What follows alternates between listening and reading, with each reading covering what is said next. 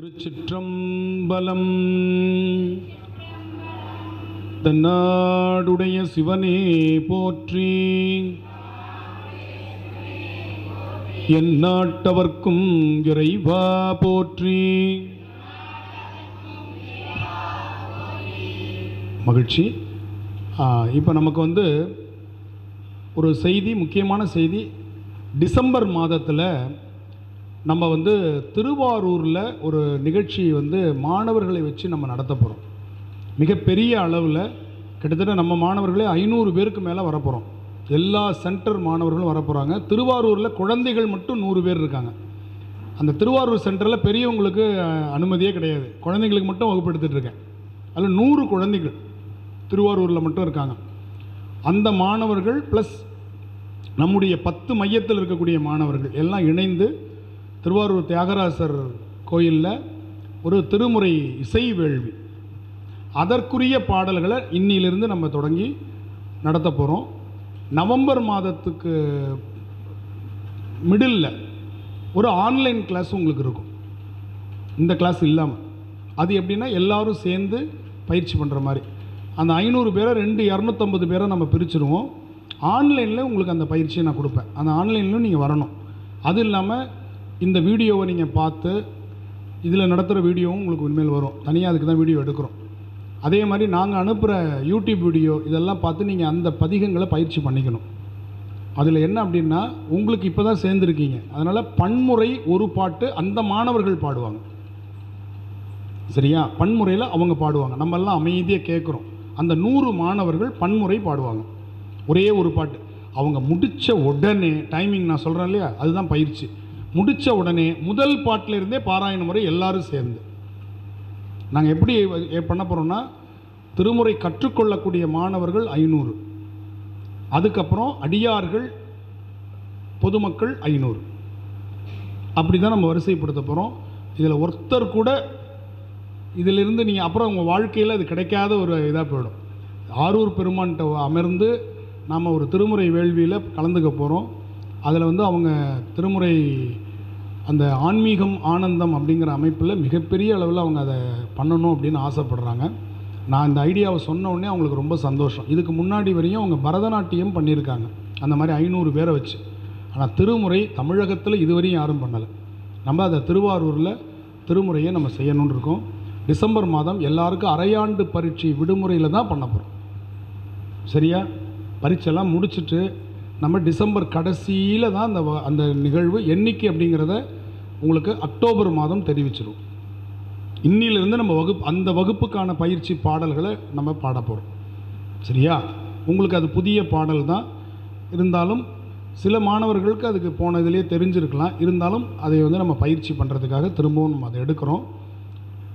அதில் ஒருத்தர் கூட விடுபாடு இருக்கக்கூடாது. ஒவ்வொரு சென்டருக்கும் பெண்களுக்கு ஒரு கோடு சேலை, ஒரே கலர், ஒரு சென்டர் ஒரு கலர். திருச்சி சென்டர்னால் நீங்கள் தனியாக. ஆண்கள் எல்லோருக்கும் வெள்ளை தான், வெள்ளை சட்டை வெள்ளை வேஸ்ட்டு.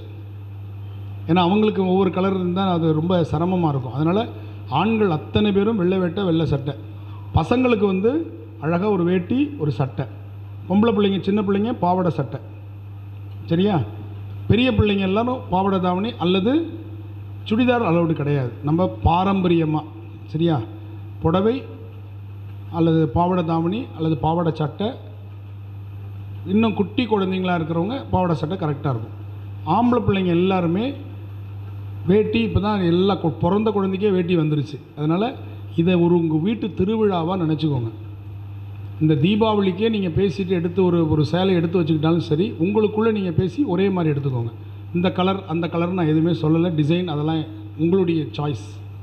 ஆனால் திருச்சி மையம் ஒரு கலர், சென்னை மையம் அது மாதிரி ஒரு கலர், பாண்டிச்சேரி மையம் ஒரு கலர், திருவாரூர் மையம் முழுக்க அவரே எடுத்து கொடுத்துட்றாரு. குழந்தைங்கன்றதுனால 2-3 ஸ்பான்சர் இது பண்ணி அவங்க குழந்தைங்களுக்கு அவங்க பண்ணிடுறாங்க. மற்றவங்களாம் நீங்கள் அவங்கவுங்களே அந்த மையத்துக்கு ஏற்ற மாதிரி அதையெல்லாம் நீங்கள் ஒருங்கிணைப்பாளரோட பேசிக்கலாம். சரியா? என்னுடைய வேலை உங்களை ஒருங்கிணைச்சு பாடம் சொல்லி கொடுக்குறது மட்டும்தான். அதனால் வேறு எதுவும் என்கிட்ட வராதிங்க. அதை உங்களுக்குள்ளே நீங்கள் முடிவு பண்ணி அழகாக மத்தியானம் நீங்கள் எல்லோரும் வந்துடணும். அங்கே ஒரு ரிஹர்சல் நம்ம பார்ப்போம். மாலையில் நிகழ்ச்சி. மற்ற வெளியூர்லேருந்து வரவங்க எல்லாருமே காலையில் வந்துடுவாங்க. அவங்களுக்கு தங்குறதுக்கு குளிக்கிறதுக்கு அதெல்லாம் நம்ம ஏற்பாடு பண்ணுறோம். திருச்சி மையம் நீங்கள் மத்தியானம் கிளம்பி வந்தால் போதும். வந்துட்டு நம்ம ஒரு 3 மணிக்கு ரிஹர்சல் வைக்கிறோம். அந்த ரிஹர்சல் முடிச்சுட்டு கோயில் அனுமதி எப்படி கொடுக்குறாங்க அப்படிங்கிறத பொறுத்து சாயரட்சத்துக்கு முன்னாடி கொடுத்தாங்கன்னா 4:30க்கு ஆரம்பித்து 6 மணிக்கு முடியும். டிசம்பருங்கனால பெரிய வெயில் உங்களுக்கு இருக்காது, ஒன்றும் பண்ணாது. மாலை வெயில் நல்லாயிருக்கும், டிசம்பரில் நல்லாயிருக்கும், மார்கழி மாதம். அதனால் நீங்கள் வெயிலில் உட்கார்றதுனால நமக்கு ஒன்றும் பெரிய வச்சது. மழையும் முடிஞ்சிடும். அதனால தான் மழைக்காக தான் பயப்படுறோம். ஏன்னா ஓப்பனில் நடத்துகிறோம். டிசம்பர் வரையும் மழை இருக்குதுன்னு சொன்னதுனால நம்ம கடைசிக்கு அதை கொண்டு போகிறோம். சாயரட்சம் முடிஞ்சு வச்சுக்கலான்னு சொன்னாங்கன்னா 6:30லேருந்து 8 எது பண்ணாலும் இரவு உணவு நம்ம எல்லாருக்கும் ஏற்பாடு பண்ணுறோம். அதனால் அது மாதிரி வச்சுக்கணும். அதனால் இது இப்போதைக்கு நீங்கள் வச்சுக்கோங்க. இப்போ தான் 2 மையத்துக்கு சொல்கிறேன். 3வது மையம் உங்களுடைய மையம். நாளைக்கு தான் கோயம்புத்தூர் மையத்தில் சொல்ல போகிறோம். சரியா? அதனால் இப்போ 19வது பதிகம் எடுத்துக்கோங்க. பக்கம் 20 பழைய புக்கில், புது புக்கில் 19வது பதிகம். 19 திருவாரூர் திருஞான சம்பந்தர். இதில் எப்படி அப்படின்னா, திருஞான சம்பந்தர் தேவாரத்தில் இந்த பதிகம், திருநாவுக்கரசரில் ஒரு பதிகம், அது நமக்கு பாடத்திட்டத்தில் இருக்கிற பதிகம். அதில் ஒரு தாண்டகம் வச்சுக்கிறோம். நம்பி ஆரூரில் பொன்னும் மெய்ப்பொருளும் தருவானே வச்சுக்கிறோம். இந்த 3ம் காமன். அதுக்கப்புறம் நமச்சிவாய திருப்பதிகங்கள் இருக்கு இல்லையா, அது திருஞான சம்பந்தர் பாடினது, திருநாவுக்கரசர் பாடினது, நம்பியாரூரர் பாடினது. இது எல்லாமே உங்களுக்கு அதுக்குள்ளே பயிற்சி கொடுத்துரும். கடைசியாக சிவபுராணம் திருவாசகத்தில் அது ஒன்று மட்டும் ஒரே மாதிரி, அதுக்கும் உங்களுக்கு நான் பயிற்சி கொடுத்துருவேன். டிசம்பர் மாதம் வகுப்பு வரையும் உங்களுக்கு பயிற்சி வந்துடும். ஏன்னா டிசம்பர் மாதம் 4வது சனிக்கிழமை வரையும் உங்களுக்கு வகுப்பில் எல்லாம் முடிச்சிடும். அந்த வகுப்பு முடிச்சுட்டு தான் நம்ம அந்த விழாவே. அதனால் நீங்கள் அதை பற்றி கவலைப்பட வேணாம். இடையிடையே நான் உங்களுக்கு ஆன்லைன் கிளாஸ் கொடுத்துருவேன். அந்த ஆன்லைன் கிளாஸ் நீங்கள் எல்லோரும் வந்துடணும். நீங்கள் ஒரு வாட்டி ரெஃப்ரெஷ் பண்ணிக்கணும். சரியா? இப்போ இந்த பதிகம் எடுத்துக்கோங்க. பண் குறிஞ்சி, ராகம் அரிக்காம்போதி, தாளம் ஆதி. ரொம்ப எளிமையான ஒரு அமைப்பு இந்த பண்ணுடைய இந்த பதிகம். மொதல் 2 வரி கீழே, அடுத்த 2 வரி மேலே. இப்படியே நம்ம அப்படியே ஒத்தப்படத்தில் வர வரையெல்லாம் கீழே வரும். ரெட்டப்படையில் வர்றது எல்லாமே ஹை பிச்சில் வரும். அப்படின்னு ஞாபகம் வச்சுக்கோங்க. அப்போ கடைசியில் ஒத்தப்படையில் வருது, அது கீழே முடியும். அதனால் நம்ம என்ன பண்ணுறோம், அதை சமன்படுத்துறதுக்கு அதே வரியை திருப்பி பாடிடுறோம். மேலே ஒரு முறை கீழே, ஒரு முறை மேலே, அவ்வளோதான். இதுதான் பிளான். இப்போ நான் அந்த முதல் 2 பேரை படிக்கிற கவனிங்க. ரொம்ப எளிமையான ஒரு மெத்தடு தான் இது. தக்கிட்ட தக்கிட்ட தா, தக்கிட்ட தக்கிட்ட தா, இதனுடைய நடை தக்கிட்ட தான். இந்த தா ஏன் வைக்கிறோம் அப்படின்னா, அவர் சித்தம் தெளிவீர்கால்னு ஒரு கமா போடுறாரா, அதனால் அந்த தான்னு நிறுத்துறோம். தக்கிட்ட தக்கிட்ட இருந்தால் நடை போகுது. ஆனால் அந்த தா எதுக்காக வைக்கிறோம்? தக்கிட்ட தக்கிட்ட தாம், தக்கிட்ட தக்கிட்ட தாம், தக்கிட்ட தக்கிட்ட தா, தக்கிட்ட தக்கிட்ட தா, சித்தம் தெளிவீர்காள் அத்தன்னாருரை பத்தி மலர்த்துவ முக்தியாகுமே, பிறவி அறுப்பீர்கள் அரவனாருரை மரவதித்துமின் துறவியாகுமே. தக்கிட்ட தக்கிட்ட தாம், தக்கிட்ட தக்கிட்ட தாம், தக்கிட்ட தக்கிட்ட தா, தக்கிட்ட தக்கிட்ட தா, தக்கிட்ட தக்கிட்ட தா. புரியுதா? ஈஸியாக இருக்குல்ல?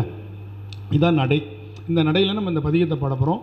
இன்னொன்று ஞாபகம் வச்சுக்கோங்க, ரிப்பிட்டிஷனே கிடையாது. யாராவது திருப்பி 2வது தடவை பண்ணால் தனியாக கேட்கும். பாராயண முறையில் என்ன கிடையாது, திரும்ப பாடுறதே கிடையாது. சித்தம் தெளிவீர்கள்னா பேரார் இன்பமேன்னு முடிக்கணும். அந்த கடைசியை மட்டும் 2 வாட்டி பாடுவோம். அது மட்டும் ஏன் அப்படின்னா, அது அன்னீவனாக 11ல் முடியுது. 10ன்னு முடிஞ்சிருந்தால் நமக்கு பிரச்சனை இல்லை. அப்போ நம்ம என்ன பண்ணணும், அதை ஹை பிச்சில் ஒரு வாட்டி பாடி அதை சமன் பண்ணுறோம் நம்ம, அவ்வளோதான். அங்கே மட்டும்தான் நம்ம என்ன பண்ணணும், திரும்ப பாடணும். மற்றபடி எவ்வளவு அருமையான வரி, உங்களுக்கு பிடிச்ச வரியாக இருந்தாலும் ரிப்பிட்டேஷன் வந்தீங்கன்னா தனியாக கேட்கும். சரியா? அதனால் தொடங்கிட்டோம்னா அழகாக அப்படி கொண்டு வச்சிடணும். ரைட், இப்போ பாடலாமா? நிமிர்ந்து நேராக உட்காருங்க. இப்போ நான் 2 வரி பாடுற வரையும் பொறுமையாக கேளுங்க. ஏன்னா இது தனித்தனியாக சொல்லிக் கொடுக்க முடியாது. இந்த 2 வரிங்கிறது நமக்கு ஒரு செட்டு, அடுத்த 2 வரி ஒரு செட்டு. அதனால் 2 வரியை நல்லா கவனிங்க. தாளம் நான் போடுறது மாதிரியே போட்டுவாங்க. பாருங்கள். சித்தம் தெளிவீர்கள் அத்தன்னாருரை பத்தி மலர்த்துவ முக்தியாகுமே.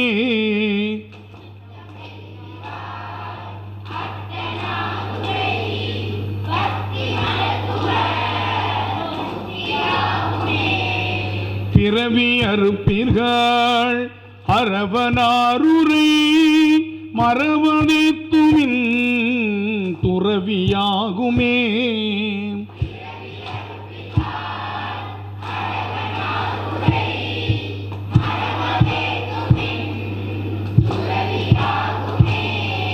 துன்பம் துடைப்பீர்கள் அன்பன் அணியாரூர் நண்பன் மலர்த்துவ இன்பமாகுமே.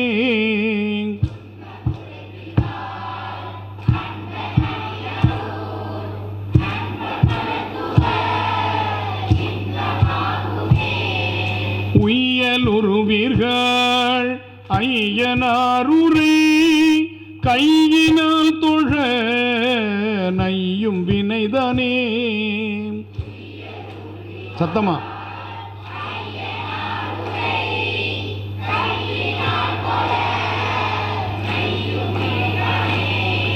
பிண்டம் அறுப்பீர், பண்டம் இருந்தால் திருத்திக்கோங்க.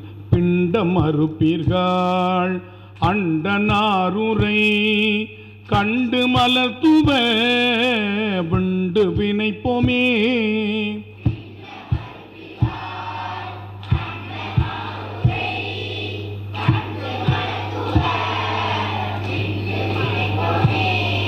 பாசம் அறுப்பீர்கள் ஈசனணியாரூர் வாசமலர்த்துவ நேசமாகுமே.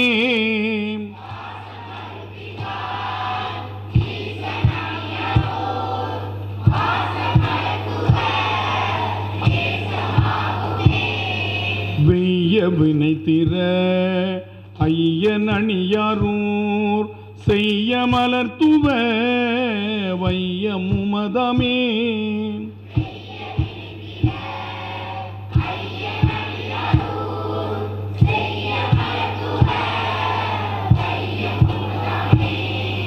அரக்க நான்மையை நெருக்கினானூர் கரத்தினால் தொழ திருத்தமாகுமே.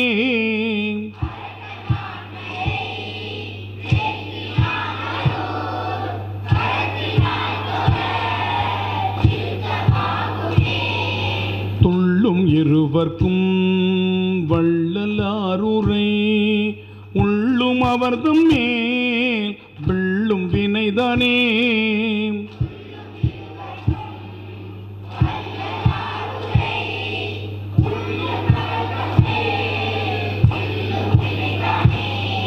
கடுக்கொள் சீவரை அடக்கினானூர் எடுத்து வாழ்த்துவார் வடுப்பர் வேட்கையே.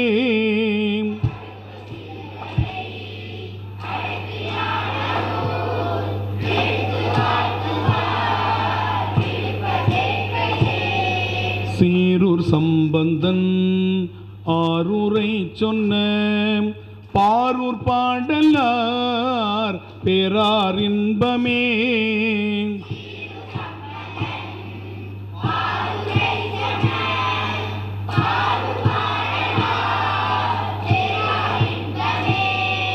சீரூர் சம்பந்தன் ஆரூரை சொன்ன பாரூர் பாடலார் பேரார் இன்பமே.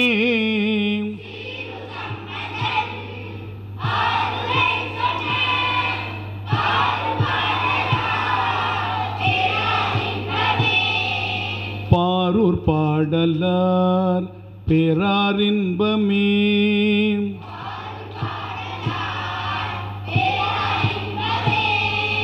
பாரூர் பாடலார் பேரார் இன்பமே.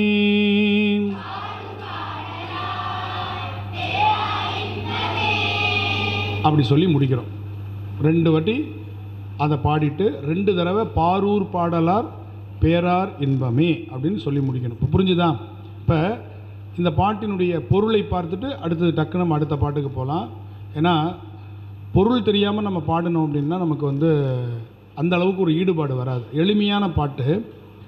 சித்தம் என்று சொன்னால் அறிவு அப்படின்னு நம்ம பொதுவாக அதை புரிஞ்சுக்கலாம். ஆனால் சித்தம் என்பது அறிவினுடைய இன்னொரு நிலை. அதாவது இப்போ நம்ம நினைக்கிறோம், இப்போ ஒரு துணி கடைக்கு போகிறோம், தீபாவளியாக இருக்கிறதுனால சொல்கிறோம், ஒரு துணி கடைக்கு போகிறோம். போன உடனே அந்த துணிக்கடையினுடைய பிரம்மாண்டம், அதனுடைய அந்த விளக்கு ஒளி, அங்கே நிற்கக்கூடியவர்களுடைய அந்த உபசரிப்பு, இதெல்லாம் பார்த்த உடனே நமக்கு அந்த துணிக்கடை மேலே ஒரு விருப்பம் வருது. பார்த்திங்களா? எதை வாங்குறது, எதை விடுறது, இவ்வளோ இருக்குது, எல்லாமே நமக்கு பிடிக்கும். அதற்கு பேர் மனம் அப்படின்னு பேர். முதல் கட்டமாக இந்த மூளை விரும்புது இல்லையா, அதற்கு பேர் என்னது? மனம் அப்படின்னு பேர். அடுத்தது நமக்கு என்ன வேணும், எந்த ரேஞ்சில் நமக்கு வேணும், நம்ம கேட்குறோம்ல, 1000 ரூபாவில் கொடு, 500 ரூபா புடவையில் காட்டு, 2000 ரூபா புடவையில் காட்டுன்னு நம்ம பண்ணுறோம் பார்த்தீங்களா, அதுக்கு பேர் புத்தின்னு பேர். புத்திக்கினுடைய வேலை தீர்மானித்தல், செலக்ட் பண்ணுற வேலை. மனம் என்ன பண்ணும்? விரும்பும். அதோடைய வேலை அவ்வளவுதான். அடுத்து தீர்மானிக்கிறது எது? புத்தி. அடுத்தது இது நமக்கு பட்ஜெட்டுக்கு ஒத்து வருமா, நம்ம 1000 ரூபான்னு வாங்க வந்தோம், இது 1500 ரூபா போட்டிருக்கு, நம்ம எடுக்கலாமா அப்படின்னு சிந்திக்கிறீங்க பார்த்தீங்களா, அந்த இடத்துக்கு பேர் சித்தம்னு பேர். புரிஞ்சுதா? எவ்வளவு பாருங்கள், இதெல்லாம் நுணுக்கமாக நடந்துட்டு இருக்கு உள்ள, நமக்கு தெரியல, நடக்குதா இல்லையா எல்லாருக்கும். அடுத்து 4வது, வேணும்னு முடிவெடுத்தாலும் அதுக்கு பேர் அகங்காரம், வேண்டான்னு முடிவெடுத்தாலும் அது அகங்காரம். அகங்காரம் என்பது முடிவெடுக்கிற தன்மை. அகங்காரம் என்பது டெசிஷன் மேக்கிங்னு அதுக்கு பேர். இது வந்து முதல்ல இருக்கிறது. மனம் என்ன பண்ணுது? எல்லாத்தையும் ஆசைப்படும். புத்தி என்ன பண்ணுது? செலக்ட் பண்ணும், தீர்மானிக்கும். சித்தம் என்ன பண்ணும்? சிந்திக்கும். புரியுதா? திங்க் பண்ணும், வேணுமா வேணாமா அப்படின்னு திங்க் பண்ணும். 4வது அகங்காரம்ன்றது என்ன பண்ணும்? முடிவெடுக்கும்.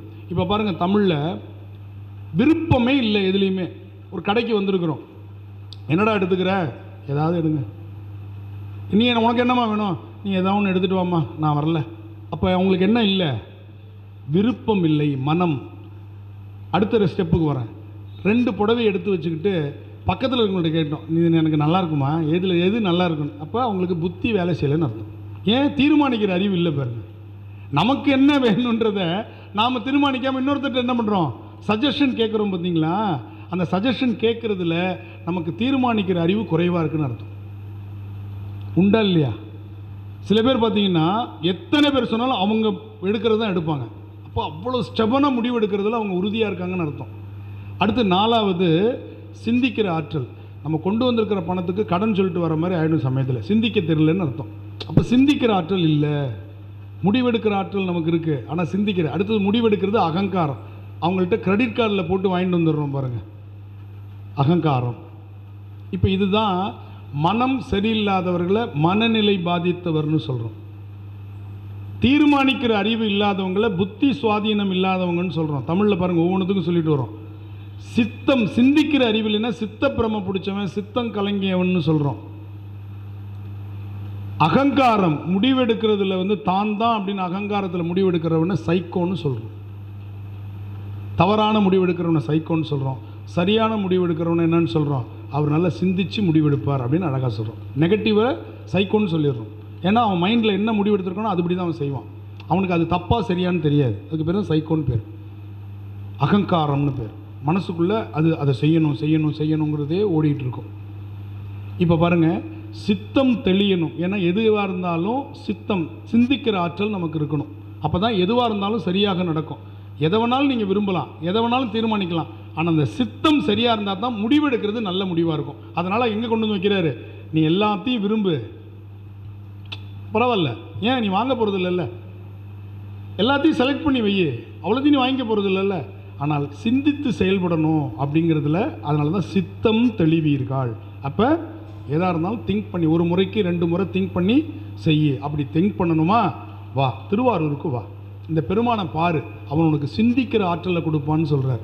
சித்தம் தெளிவீர்கள் அத்தன் ஆரூரை பக்தி மலர் தூவ முக்தியாகுமே. முக்தியே உனக்கு கொடுத்துருவான், மற்றதெல்லாம் கொடுக்க மாட்டானா? முதல் பாட்டு. அடுத்தது பிறவி அறுப்பீர்கள். எனக்கு இந்த பிறவியோட போதும், நான் முக்தி பெறணும்னு விரும்புகிறேன், எனக்கு இந்த மேலே பிறவியெல்லாம் வேண்டாம் அப்படின்னு நினைக்கிறீங்களா? அரவன் ஆரூர். அரவன்னா எது? நீதிபதியாக இருக்கக்கூடிய சிவபெருமான், உலகத்துக்கே நீதிபதி அவன் தான். அந்த நீதிபதி இருக்கிற சிவபெருமான் இருக்கிற திருவாரூருக்கு வா, அரவன் ஆரூரை மறவாது ஏத்துமின். அவனை மறக்காமல் நினச்சிக்கிட்டீங்கன்னா துறவியாகுமே. அந்த துறவு மனப்பான்மை நமக்கு வரும். அதுதானே பிரச்சனை. ஒரு வயதுக்கு மேலே துறவு மனப்பான்மை வந்துடணும் இல்லத்தில் இருக்கிறவங்களுக்கு. ஒரு 40 கடக்கும் பொழுது, ஒரு 50 கடக்கும் பொழுது, 60 கடக்கும்போது, 40 கடக்கும்போது உணவு கட்டுப்பாட்டுக்கு வந்துடணும். 50 கடக்கும்போது உடை கட்டுப்பாட்டுக்கு வந்துடணும். 60 கடக்கும்போது உணர்வு கட்டுப்பாட்டுக்கு வரணும். ஞாபகம் வச்சுக்கோங்க, இது புத்தகத்திலலாம் இல்லை. நான் பல விஷயங்கள் உணர்தலின்னு சொல்கிற மாதிரி ஆன்மாவில் எனக்கு என்ன தோணுதோ அதை நான் சொல்லி தான் பழக்கப்பட்டிருக்கேன். புத்தகத்தில் படிச்செல்லாம் சொல்லலை. 40 வயதுக்கு அது வரையும் நீங்கள் என்ன வேணாலும் சாப்பிடுங்க. 40 தொட்டுட்டோமா உணவு கட்டுப்பாடு. நோ சொல்லி பழகணும். அப்படின்னா என்ன? இன்னும் கொஞ்சம் வச்சுக்கோங்க, வேண்டாம் போதும். இப்படி சாப்பிட்டுட்டு இருந்தால் 80 வரையும் இப்போ சாப்பிட்ற உணவை நீங்கள் சாப்பிடலாம். அந்த நோ சொல்கிறது நமக்கு வரமாட்டேங்குது. 50 தாண்டிட்டோம்னா உடை கட்டுப்பாடு. உங்களை பார்த்தா ஒரு கௌரவமான உடையில் இருக்கணும். நீங்கள் சின்ன பிள்ளைங்க, இந்த குட்டி பிள்ளைங்க ஃப்ராக் போட்டுக்கும், இந்த போட்டுக்கும், எல்லாம் போட்டுக்கும், பார்க்குறதுக்கு நமக்கு ஆசையாக இருக்கும். ஏன்னா குட்டி பிள்ளைங்க ஓரளவுக்கு நம்ம தாண்டி வரும்பொழுது 50னா அந்த 50 வயதிலிருந்து நம்முடைய உடை ரொம்ப மிக மரியாதை தரக்கூடியதாக அமையணும். 60 வயசில் போட்டுட்டு ஒரு மாதிரியான உடை போட்டுருந்தால் அவங்கள உலகம் எப்படி பார்க்குதுன்னு உங்களுக்கு தெரியும். இதை பெண் உரிமை ஆண் உரிமையெல்லாம் பேசாதீங்க. நான் சொல்கிறதுல நேர்மையாக நீங்கள் பார்க்கணும். சொல்கிறது புரியுதா? நம்மளை பார்த்தா அம்மா வணக்கம்மா நல்லா இருக்கீங்களா அப்படின்னு எப்போ சொல்லுவாங்க? நம்முடைய உடை அதில் ஆள் பாதி ஆடை பாதி உண்டா இல்லையா? நான் சொல்கிறது. அடுத்தது 60க்கு மேலே உணர்வு கட்டுப்பாடுன்னு சொன்னேன். அது உங்களுக்கே புரியும். அப்போ அந்த உணர்வுகள் பக்தி உணர்வாக மாற்றிடணும். தலைப்பயணம் போகிறது, நம்ம வீட்டில் பூசை செய்கிறது, பரார்த்த பூசை, ஒரு கோயிலுக்கு போயிட்டு வர்றது, 4 பேருக்கு நல்ல விஷயத்தை சொல்கிறது, கோபம் வந்தால் கட்டுப்படுத்தணும். அதுதான் உணர்வு கட்டுப்பாடுன்னா நாம் நினைக்கிற மாதிரி குடும்ப வாழ்க்கை உணர்வு மட்டுமல்ல, கோபமும் ஒரு உணர்வு. சொல்கிறது புரியுதா? அழுகை ஒரு உணர்வு. 9 வகையான உணர்வுகளையும் கட்டுப்படுத்துகிற ஆற்றல் வந்துடணும். அதை நவரசம்னு சொல்லுவோம். சிரிப்பு ஓரளவு, துக்கம் ஓரளவு, பெருமிதம் ஓரளவு, எல்லாத்துலேயும் ஒரு அளவு வச்சுக்கிட்டோன்னு வச்சுக்கோங்க. உணர்வு கட்டுப்பாடு 60க்கு மேலே வந்துச்சுன்னா இந்த உலகம் உன்னை மதிக்க தொடங்கும், உன்னை வணங்க தொடங்கும். அதனால் உணவு கட்டுப்பாடு, உடை கட்டுப்பாடு, உணர்வு கட்டுப்பாடு, இது தாங்க துறவுன்னு சொல்கிறது. துறவுன்னா தாடி வளர்த்துக்கிட்டு காவி எடுத்து காட்டுக்கு போய் உங்களுக்கு தனியாக உட்காந்துக்கிறது இல்லை. இதுக்கு பேர் இல்லற துறவுன்னு பேர். வீட்டில் கணவன் மனைவி இருக்கிறோம், பிள்ளைக்கு கல்யாணம் பண்ணி வச்சாச்சு, குழந்தைங்க ஒரு கோவிலுக்கு போகணுன்னு ஆசைப்படும், சினிமாவுக்கு போகணுன்னு ஆசைப்படும். நானும் வருவேன்னு மாமியார் சண்டை போட்டு நிற்கக்கூடாது. புரிஞ்சுக்கிட்டீங்களா? எளிமை. ஏன்னா மாமனார் சண்டை போட்டு எந்த வீட்லேயும் நான் பார்த்ததில்லை. நான் பார்த்ததை சொல்கிறேன். மாமியார் நானும் வருவேன் கோவிலுக்கு, நானும் சினிமாவுக்கு வரேன், அந்த படம் நானும் பார்க்கணும். அப்போ அந்த உணர்வு கட்டுப்பாடு வரலைன்னு அர்த்தம்.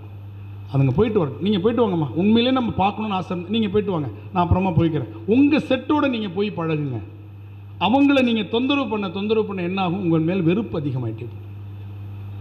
நீங்கள் விட்டு கொடுத்து பாருங்களேன், அவங்க உங்களை வற்புறுத்தி கூட்டிகிட்டு போவாங்க. வாங்கம்மா கோயிலுக்கு தானே போகிறோம், சினிமா போனால் கூட பரவாயில்ல, கோயிலுக்கு தானே வாங்க, நீங்கள் வாங்க என் கூட வாங்க அப்படின்னு கூப்பிட்ற அளவில் வச்சுக்கோங்க. நீங்கள் போய் கெஞ்சுற அளவில் வைக்காதீங்க. அதுதான் உணர்வு கட்டுப்பாடு. புரியுதா? பேரன் சீடை சாப்பிட்றான், முறுக்கு சாப்பிட்றான்னு பல்லு போன வீட்டில் இருக்கிற வயசானதும் அதை நுணுக்கி கொண்டா ஏன்னுவாங்க. எனக்கு அப்படியே சுருன்னு வரும். கொஞ்சம் விட்டு தொலைச்சா என்ன, பல்லு போயிடுச்சு, இதுக்கு நுணுக்கி சாப்பிட்டு நீ என்ன பண்ண போகிற? அதை விட்டுட்டு நமக்கு என்ன சாப்பிட்றதுக்கு இந்த பல்லுக்கு தோணுதோ அது எது செட் ஆகுது அது சாப்பிட்லாம். இல்லை, அதை கொஞ்சம் மிக்சியில் போட்டு அடிச்சு கூட. சீடையை மிக்சியில் போட்டு அடித்து சாப்பிட்ணுன்னா உனக்கு என்ன தெய்வ குத்தம் ஆகிடுமா? சீடையை சாப்பிட்லைன்னா போலீஸ் பிடிச்சிடுமா? பேரன் சாப்பிட்றது சாக்லேட்டை கொண்டாடு, இதுக்கு சுகர் 400 ஏறி தொலைஞ்சிருக்கும். அந்த சாக்லேட் எனக்கு வேணும், நான் 2 மாத்திரை எக்ஸ்ட்ரா போட்டுக்கிறேன், இன்சுலின் குத்திக்கிறேன், எனக்கு அந்த சாக்லேட் வேணும். அவன் என்ன சாப்பிட்றான்னு பார்த்துக்கிட்டே இருக்க வேண்டியது. அவங்களோட போட்டி போடுறது இந்த எண்ணங்கள் இருக்குது பார்த்தீங்களா? இது 60க்கு மேலே வருங்கிறான் சைக்காலஜியாக. அதுதான் ரொம்ப முக்கியம். அதுக்கு தான் சித்தம் தெளிவர்களும் கோவிலுக்கு போக சொல்கிறாங்க. ஏன்னா இயல்பாகவே அவங்க குழந்தையாக மாற தொடங்குற கால அந்த டிரான்ஸ்மிஷன் அது. அந்த நேரத்தில் உங்களுடைய உணர்வை நீங்கள் கட்டுப்படுத்தி நீங்கள் பெரியவங்கன்னு நிரூபிங்கன்னு சொல்கிறாரு. புரியுதா? அந்த இதில் நமக்கு இது வருமா சைக்காலஜியாக? அவங்க இப்போ போடுற மாதிரி ட்ரெஸ் போடணும்னு தோணும், அவங்க சாப்பிட்றதெல்லாம் நம்ம சாப்பிட்ணுன்னு தோணும். இது போய் பீஸாவை இழுத்துட்டு இருக்கும், பல்லோடு சேர்ந்து வந்துடும். ஆசைப்பட்டு நான் பீஸா இப்போ பரோட்டாலாம் தின்னுட்டு வந்துட்டு 3 நாள் ஆன்னு கிடக்கும். ஏன் உனக்கு அது? உனக்கு இட்லி செய்கிறதா சாப்பிடு, இடியாப்பம் செய்கிறதா சாப்பிடு, ஆப்பம் செய்கிறதா சாப்பிடு. ஏன் நீ பரோட்டா அதுங்களோட போய் தின்னுட்டு வந்துட்டு 3 நாளாக உட்காந்துருப்பாங்க? ஏன் உனக்கு இந்த ஆசை? இதுதான் சொன்னார், துறவியாகுமேன்னார். அந்த துறவு மனப்பான்மை நமக்கு வரும், இறை வழிபாடு செய்ய செய்ய வரும்னார். அடுத்து செய்ய மேனியீர் துன்பம் துடைப்பீர்கள், துன்பத்தை துடைக்க வேண்டும் என்று சொன்னால் அன்பன் அணியாரூர், அன்பன் இருக்கிறான் எங்க? ஆரூரில் இருக்கிறான். நன் பொன் மலர் தூவ இன்பமாகுமே. உன் துன்பத்தை போக்கணுமா?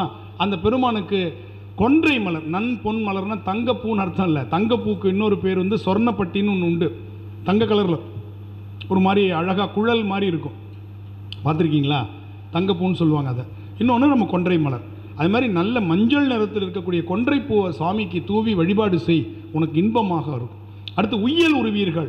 இந்த ஸ்டெப்லேருந்து நம்ம இன்னும் கொஞ்சம் மேம்பட்ட, இப்போ மிருக நிலையிலிருந்து மனுஷ நிலைக்கு வந்திருக்கிறோம். மனுஷ நிலையிலே தெய்வ நிலைக்கு போகணும். அதுதான் உய்யல் உருவீர்கள். ஐயன் ஆரூர், நமக்கு தலைவன் இருக்கிறான், அவனை போய் பாருங்க. கையினால் தொழ நையும் வினைதானே. நம்முடைய வினைகள் நைந்து போகும். நஞ்சு போகும்னா பிஞ்சு போகுது. சட்டை நஞ்சு போச்சுன்னு சொல்கிறோம்ல, பிஞ்சு போகுதுன்னு அர்த்தம். அடுத்தது பிண்டம் அறுப்பீர்கள். பிண்டம்னா இந்த உடம்பு. பண்டம்னாலும் உடம்பு தான், பிண்டம்னாலும் உடம்பு தான். இது பாடபேதம், இதில் வந்து தப்பு இல்லை. பண்டம்னு ஒரு நூலில் இருக்குது, பிண்டம்னு, ரெண்டுமே உடம்பை குறிக்கக்கூடியது. இந்த உடம்பு வேண்டாம், பெருமானிடத்தில் இந்த உயிரை நான் திருவடியில் சேர்க்க விரும்புகிறேன் அப்படின்னா அண்டன் ஆரூரை, இந்த உலகத்திற்கே தலைவனாக இருக்கக்கூடிய அகிலாண்ட கோடி பிரம்மாண்ட நாயகன்னு சொல்லுவாங்க, அவன் இருக்கக்கூடிய ஆரூருக்கு வா.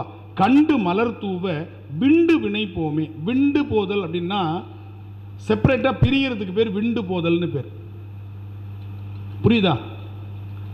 இப்போ நீங்கள் விண்டு போதல், விள்ளல் ரெண்டு சொல்லு ஞானசம்பந்தர் பயன்படுத்துகிறார். விண்டு போதல் என்பது பிஞ்சு போகிறது, புரியுதா? விள்ளல் அப்படிங்கிறது எடுத்து கொடுக்கறது. ரெண்டுமே பயன்படுத்துவார். இப்போ நம்ம தோசைக்கல்லில் தோசை ஊற்றும் பொழுது முதல்ல வாங்கியிருப்போம் தோசைக்கல், ஸ்ரீரங்கத்தில் போய் இந்த கல்லை வாங்கியிருப்போம். அது என்ன தான் பதப்படுத்தினாலும் தோசை வருமா? அதுக்கு பேர் விண்டு போதல்னு பேர். சில பேருக்கு இன்றைக்கி வரையும் வரல, அது வேறு விஷயம். 10 வருஷம் இருக்கும் தோசைக்கல்லில் உப்புமா வரும், களி கிண்டுவாங்க, எல்லாம் பண்ணுவாங்க, தோசை மட்டும் வராது. அது நான் அங்கே வரல, சரியா? நீங்கள் அதனால் கோச்சிக்காதீங்க. சில பேர் 10-15 வருஷம்னாலும் தோசை வராது, போட்டு இப்படி குத்தி கொத்து புரோட்டெல்லாம் போட்டுட்டு இருப்பாங்க, வரவே மாட்டேங்குது அப்படின்னு.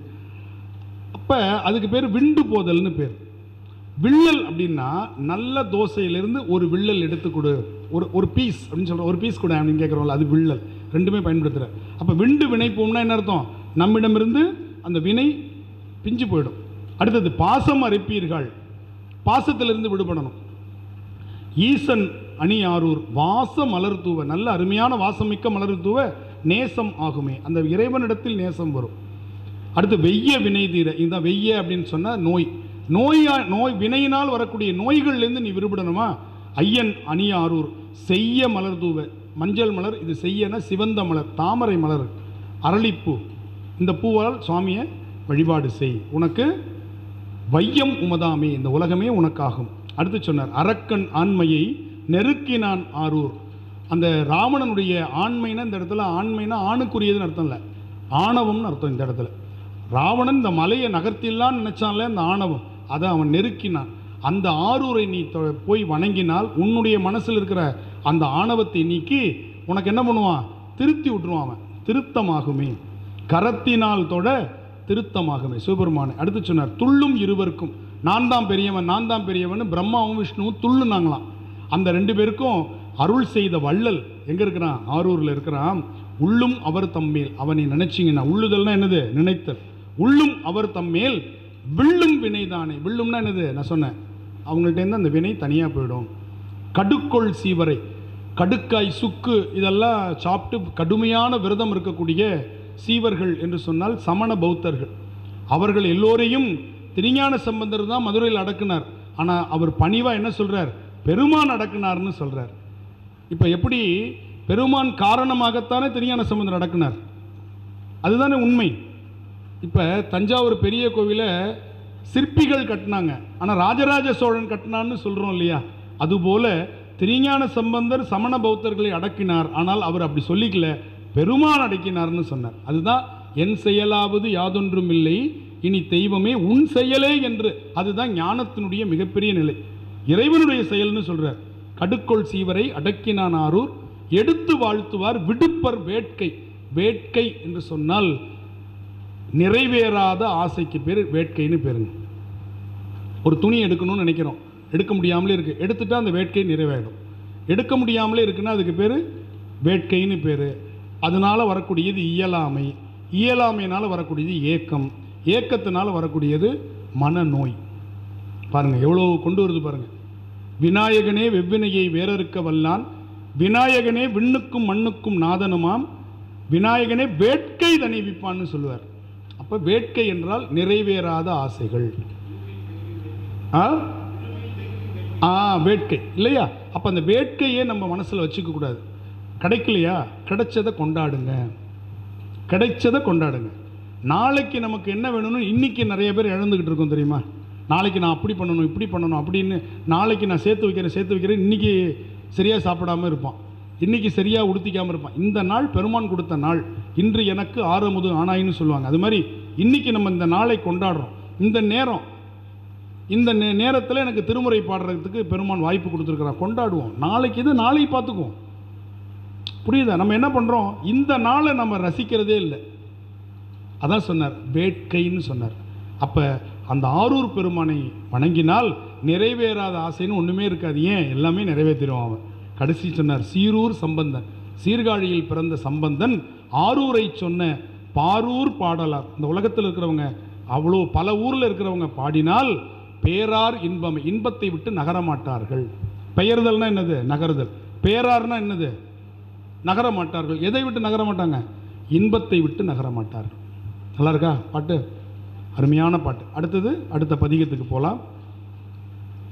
இது நம்பி ஆரூரருடைய ஒரு பதிகம், கொஞ்சம் பெரிய பதிகம்.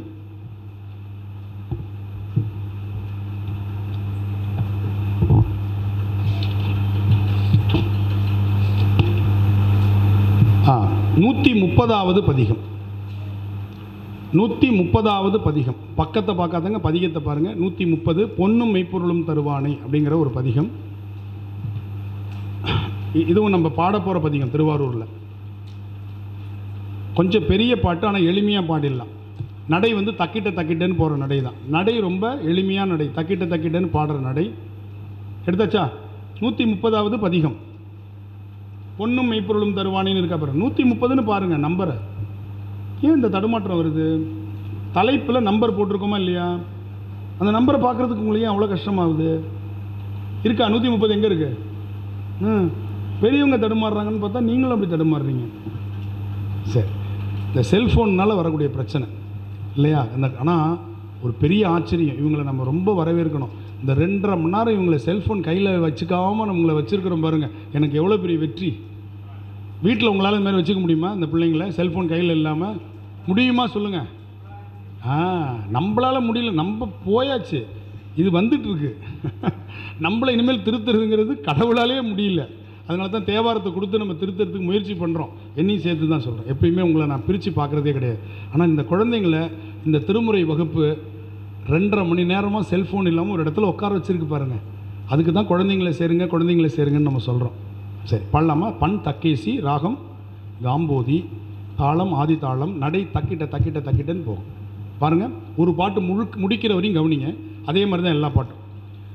பொன்னும் மெய்ப்பொருளும் தருவானை, போகமும் திருவும் புணர்ப்பானை, பின்னையன் பிழையை பொறுப்பானை, பிழையலம் தவிர பணிப்பானை, என்ன தன்மையன் ஒன்னா எம்மானை எழி வந்த பீரானை, அன்னம் வைகும் வயற்பழன தனியாரூரானை, மறக்கலுமாமே தக்கிட்ட.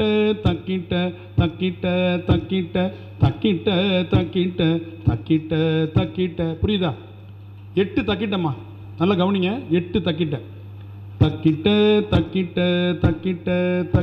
பாருங்க, 4 நாளாக அமர்த்தி இருப்பார்.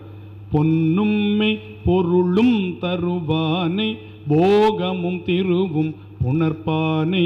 எத்தனை வருது? 8 வருதா? முதல் வரி ஒரே வரி தான். நம்ம வரி நீளமாக எழுதாமல் உடைச்சி எழுதியிருக்கோம்.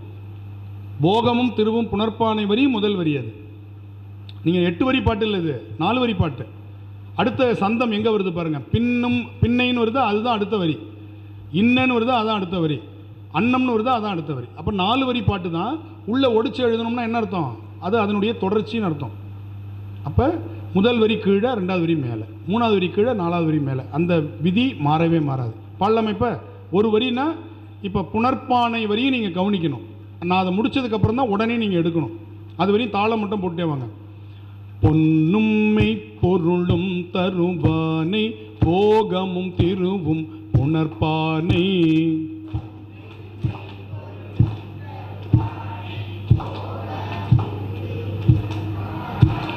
பின்னை என் பிழையை பொறுப்பானை பிழையலம் தவிர பணிப்பானை.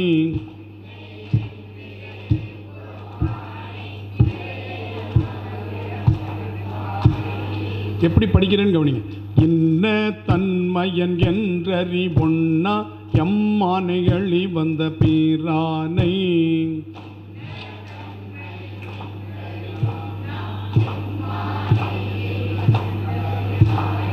அன்னம் வைகும் வயற்பழன தனியாரூரானை மறக்கலுமாமே.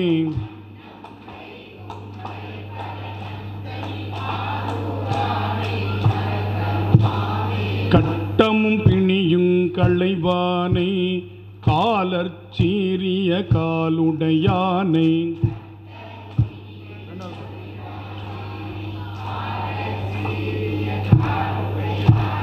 விட்ட வேட்கை வெண்ணோய் களைவானை பிறவி நாள் விடுதற்கரியானை.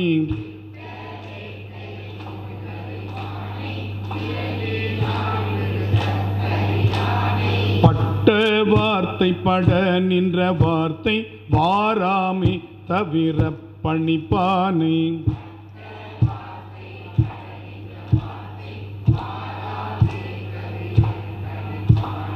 அட்ட மூர்த்தியை மட்டவிழ் சோலை ஆரூரானை மறக்கலுமாமே.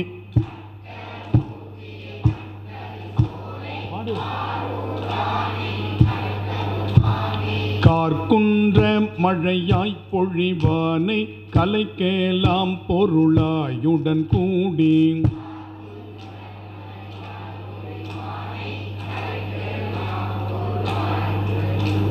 பார்க்கின்ற உயிர்க்கு பரிந்தானை பகலும் கங்குலும் ஆகி நின்றானே.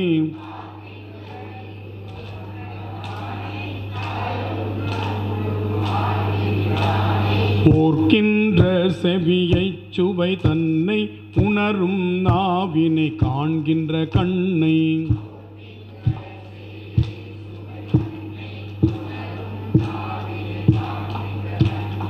ஆர்க்கின்ற கடலை மலை தன்னை ஆரூரானை மறக்கலுமாமே.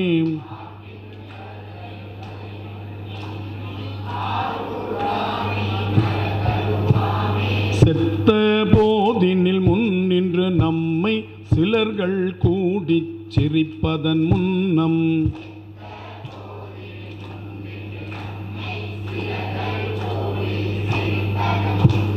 வைத்த சிந்தையுண்டே மனம் உண்டே மதியுண்டே விதியின் பயனுண்டே.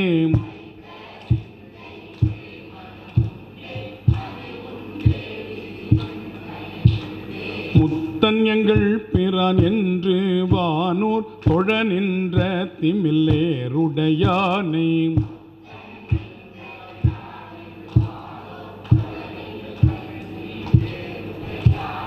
அத்தன் எந்தை பிரான் எம்பிரானை ஆரூரானை மறக்கலுமாமே.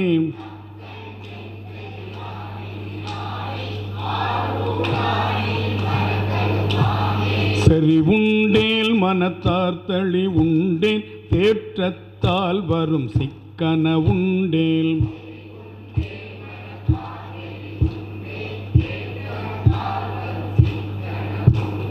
மறிவுண்டேல் மறுமை பிறப்புண்டேல் வாணாள் மேற்செல்லும் வஞ்சனையுண்டேல்.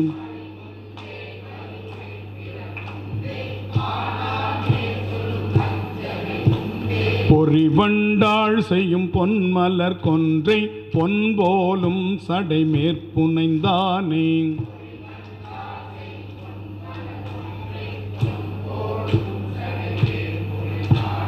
அறிவுண்டே உடலத்துயிருண்டே ஆரூரானை மறக்கலுமாமே.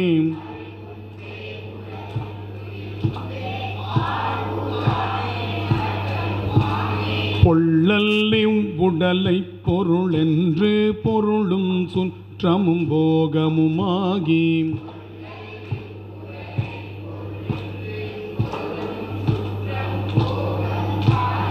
மெல்ல நின்றவர் செய்வன எல்லாம் வாராமே தவிர்க்கும் விதியானே.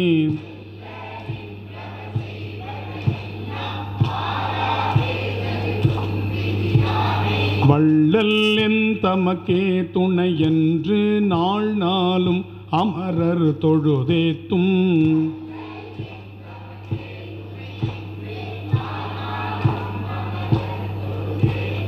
அள்ளலங்கழனப்பழனத்தனி ஆரூரானை மறக்கலுமாமே.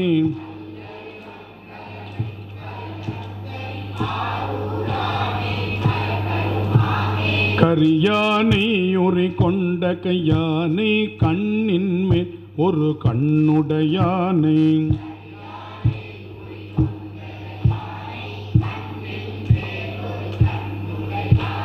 வரியானை வருத்தங்களை வானை மறையானை குறை மாமதி சூடர். சத்தமா உரியானை உலகத்துயிர்க்கெல்லாம் ஒளியானை உகந்துள்கின நாதார்க்கு.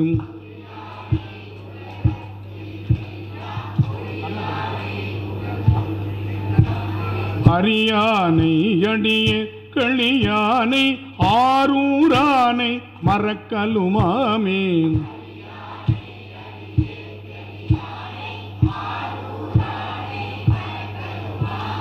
வாழ நின்று தொழும் அடியார்கள் வானாள பெரும் வார்த்தையை கேட்டும்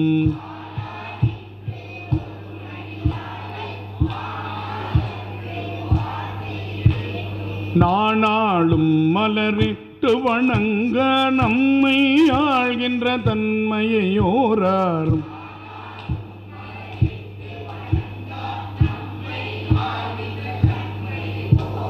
கேள நான் கிடந்தே உழைக்கின்றேன் கிளைக்கேலான் துணையாம் என கருதி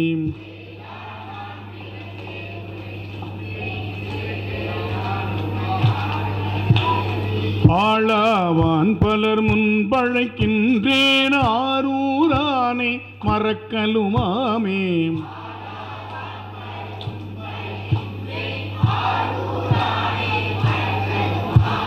விடக்கையே பெருகி பல நாளும் வேட்கையால் பட்ட வேதனை தன்னை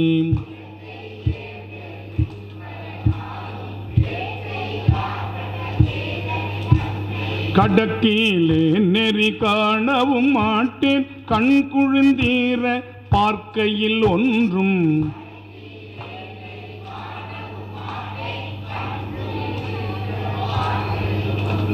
இடக்கீலேன் பறவை துறை கங்கை சடையானை உமையாளையோர் பாக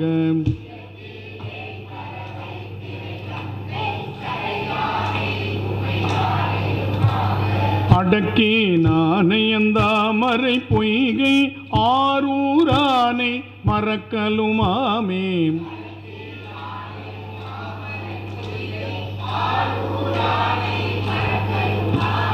ஒட்டியாட்கொண்டு போய் ஒளித்திட்ட உச்சி போதனை நச்சரவார்த்த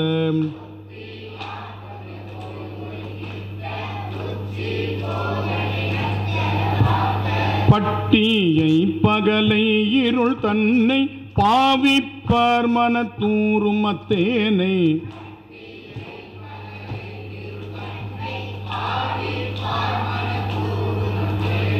கட்டியை கரும்பின் தொழி தன்னை காதலால் கடல் சூழ்த்தடிந்திட்ட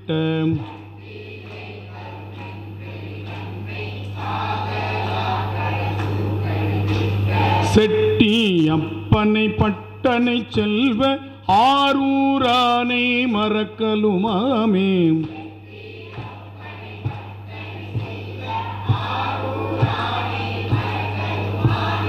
ஓரூரென்றுலகங்களுக்கெல்லாம் உரைக்கலாம் பொருளாயுடன் கூடி.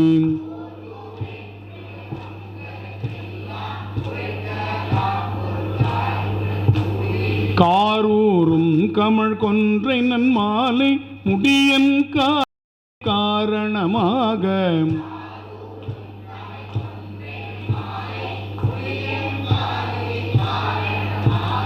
ஆரூரை மரத்தற்கரியானை அம்மான் தன் திருப்பேர் கொண்ட தொண்டன்.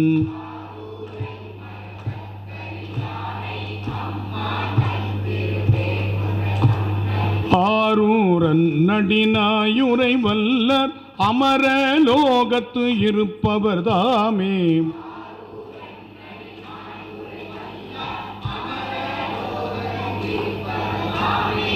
புரியுதா? நான் இது முதல் வாட்டிங்கிறதுனால முழுக்கவே சொல்லிட்டேன். அடுத்த தடவை நீங்களாக பாடணும். இது 5 பாட்டு நான் பாடினா மீதி 5 பாட்டு நீங்கள் பாடணும்னு சொல்லியிருக்கேன். இது முதல் தடவை கற்றுக் கொடுக்கறதுனால இந்த நடையை புரிஞ்சுக்கிட்டிங்கன்னா போதும், உங்களுக்கு அப்படியே அது தானாக ஓடி வரும். இந்த சொல் தான் புதுசாக இருக்கும். ஒவ்வொரு பாட்டுக்கும் ஒவ்வொரு சொல் புதுசாக வரும். ஆனால் நீங்கள் அதை தக்கிட்ட தக்கிட்ட தக்கிட்ட அதை ஓடிக்கிட்டே இருக்கணும் காதில். ட்ரெயின் பேசஞ்சர் இருக்கலாம், கூட்ஸ் இருக்கலாம், எக்ஸ்பிரஸ் இருக்கலாம், வந்தே பாரத் இருக்கலாம். தண்டவாளமும் மாறிக்கிட்டே இருக்கும். வந்தே பாரத்துக்கு ஒரு தண்டவாளம், கூட்ஸுக்கு ஒரு தண்டவாளம் அப்படின்னு மாற்றி மாற்றியாக போடுவாங்க. ஒரே தண்டவாளம் தான். கூட்ஸ் போனாலும் அதே தண்டவாளம் தான், வந்தே பாரத் போனாலும் அதே தண்டவாளம் தான், இல்லையா? அப்படி தானே? அது மாதிரி தான் இந்த தக்கிட்ட தக்கிட்டங்கிறது. தக்கிட்ட தக்கிட்ட தக்கிட்ட தக்கிட்ட தக்கிட்ட தக்கிட்ட தக்கிட்ட தக்கிட்ட பொன்னும் மெய்ப்பொருளும் தருவானை. இதே தான். ஓரூரென்று உலகங்களுக்கெல்லாம் உரைக்கலாம் பொருளாயுடன் கூடி. சொல் மாறுது, ட்ரெயின் மாறுது. தண்டவாளமாக இருக்கக்கூடிய இந்த தக்கிட்டங்கிற நடை என்ன நடையில் தொடங்கினாரோ அந்த நடை கடைசி வரையும் நமக்கு வரும். அதனால் நீங்கள் அந்த முதல்ல புரிஞ்சுக்கணும், நடை என்ன நடையில் ஓடுது. புது புக்கில் அந்த நடை போட்டிருப்பேன், தக்கிட்டேன்னு போட்டிருப்பேன், இருக்கா? பழைய புக்கில் நீங்கள் எழுதிக்கோங்க. புது புக்கில் என்ன நடை, சந்தம்னு போட்டு தக்கிட்டேன்னு போட்டிருப்பேன். அப்போ தக்கிட்டேன்னா அது எப்படி போடணும்னு சொல்லிட்டேன். தக்கிட்ட தக்கிட்ட தக்கிட்ட தக்கிட்ட, அவ்வளோதான். இதுக்கு நீங்கள் எண்ணி தாளம்லாம் போட்டுட்ருக்கலாம் வேண்டியதில்லை. ஆதி தாளம் தான். ஆனால் நம்ம என்ன பண்ணலாம், இதே மாதிரி எளிமையாக போகலாம். இது பாருங்கள், ஆதி தாளம் தான் இது. தக்கிட்ட தக்கிட்ட தக்கிட்ட தக்கிட்ட தக்கிட்ட தக்கிட்ட தக்கிட்ட தக்கிட்ட. ஆதி தாளத்தை தான் இவ்வளோ சுருக்கமாக உங்களுக்கு எளிமையாக சொல்லிட்டேன். இது ஆதி தாளம் இப்படி போடணும், தெரியுமா உங்களுக்கு? 1 2 3 4 5 6 7 8 இப்படி வரணும். இதில் கவனம் போச்சுன்னா பாடுறது எங்கே பாடுறது நம்ம? அப்போ ஒன்றுமே இல்லை, எளிமையாக நீங்கள் என்ன பண்ணலாம், தக்கிட்ட தக்கிட்ட தக்கிட்ட தக்கிட்ட தக்கிட்ட தக்கிட்ட தக்கிட்ட தக்கிட்ட, அவ்வளோதான். ஆதி தாளம் முடிஞ்சு. ஒரு பிசுறு கூட வராது ஆதி தாளம் இப்படி போட்டிங்கன்னா. நீங்கள் எண்ணினா கூட கொஞ்சம் முன்ன பின்ன உங்களுக்கு என்ன ஆகும், அந்த டைமிங் வித்தியாசம் வரும். ஆனால் இது நீங்கள் இப்படி போடுறீங்க பாருங்கள், இது ஒரே மாதிரி இருக்கும். இந்த நெசவாளர்கள் பார்த்துருக்கீங்களா? கைத்தறி நெசவு பார்த்துருக்கீங்களா? எத்தனை பேர் பார்த்துருக்கீங்க?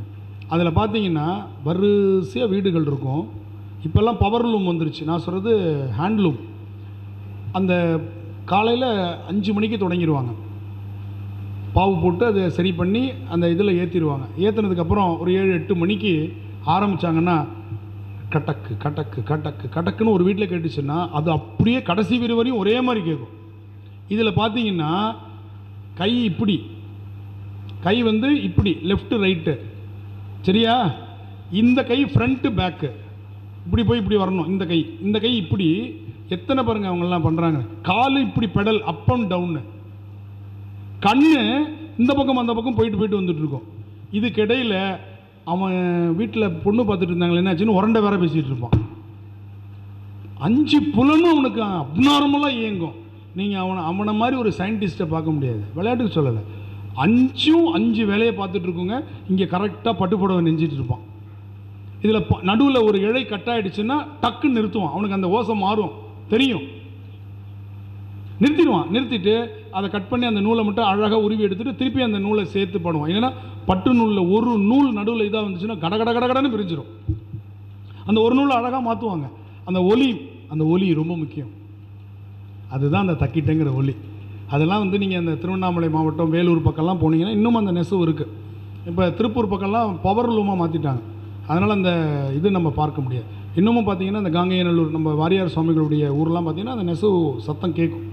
இன்னும் ஒரு 5-10 ஆண்டுகள் அது போயிடும். கைத்தறியே இருக்காது. கைத்தறின்னு சொல்லிட்டு பவர் லூமில் பண்ணி கைத்தறின்னு அதை புரியுதா இல்லையா? மரச்சக்கெண்ணு மாதிரி தான், புரியுதா? மரச்சக்கெண்ணு மோட்டரில் ஓடிட்டு இருக்கு. அந்த காலத்தில் மரச்சக்கெண்ணுங்கிறது மோட்டரில் ஓடுறது இல்லை, மாடு இழுக்கிறது. மோட்டரில் ஓடிட்டு மரச்சக்கெண்ணுன்னு சொல்லி கொடுத்துட்ருக்கோம், நம்மளும் வாங்கிட்டு இருக்கோம்ல. அது மாதிரி இன்றைக்கி நமக்கு அருமையான பொழுதாக பெருமான் மாற்றி கொடுத்துருக்கிறார். எனவே 2 பதிகங்கள், ஆரூர் பதிகங்கள். திருஞான சம்பந்தருடைய ஒரு பதிகம், திரு இருக்கு குறள் 2 வரியாக பாடினதுனால குறள் அமைப்பது. இன்னொன்று நம்பியாரூரருடைய ஆரூர் பதிகமாக இருக்கக்கூடிய பொன்னும் மெய்ப்பொருளும் தருவானே அப்படிங்கிற அருமையான பாட்டை பார்த்தோம். அடுத்த வகுப்பில் திருநாவுக்கரசருடைய ஆரூர் பதிகமாக இருக்கக்கூடிய ஒரு தாண்டகம் பார்க்க இருக்கிறோம். அனைவருக்கும் கலைமகள் விழா, விஜயதசமி நல்வாழ்த்துக்கள். அதே போல் தீப ஒளி திருநாள் நல்வாழ்த்துக்கள். குழந்தைகளை கொஞ்சம் கவனமாக தீப ஒளியில் அந்த தீபாவளி நாளில் பட்டாசு வெடிக்கும் பொழுதும் மற்ற நேரங்களையும் கொஞ்சம் உங்களுடைய கண் பார்வையில் வச்சுக்கோங்க. குழந்தைகளும் அது மாதிரி பாதுகாப்பாக பட்டாசு வெடிங்க. மகிழ்ச்சியாக இருங்க, மகிழ்ச்சியாக கொண்டாடுங்க. விழாக்கள் மகிழ்ச்சியை கொண்டாடுறதுக்கு தான். எல்லா விழாக்களையும் கொண்டாடணும். அதுதான் நமக்கு சைவம் கற்றுக் கொடுக்கறது. அதனால் விழாக்களை நல்ல மகிழ்ச்சியாக கொண்டாடுங்க, குடும்பத்தோடு கொண்டாடுங்க. உங்கள் அனைவருக்கும் எங்களுடைய குருநாதருடைய குருவருளும் பெருமானுடைய திருவருளும் பரிபூரணமாக உங்களுக்கு கிடைக்க வேண்டும் என்று சொல்லி வாழ்க வாழ்க வாழ்க என்று வாழ்த்தி இந்த வகுப்பை இந்த அளவில் நிறைவு செய்கின்றோம். திருச்சிற்றம்பலம். தன்னாடுடைய சிவனே போற்றி, எந்நாட்டவர்க்கும் இறைவா போற்றி, பராய்த்துறை மேவிய பரனே போற்றி, சிராப்பள்ளி மேவிய சிவனே போற்றி, காவாய் கனகத்திரளே போற்றி, கைலை மலையானே போற்றி போற்றி. சரியாக வகுப்பு நம்ம நிறைவு செஞ்சுருக்கிறோம். அடுத்த வகுப்பு அறிவிப்பு உங்களுக்கு வரும். அதனால் அதுவரை விழாக்களை கொண்டாடுங்கள். மகிழ்ச்சி. நடுநடுவில் நேரம் கிடைக்கும் போது இந்த பதிகங்களை பயிற்சி பண்ணிட்டு வாங்க. சரியா? திருச்சிற்றம்பலம்.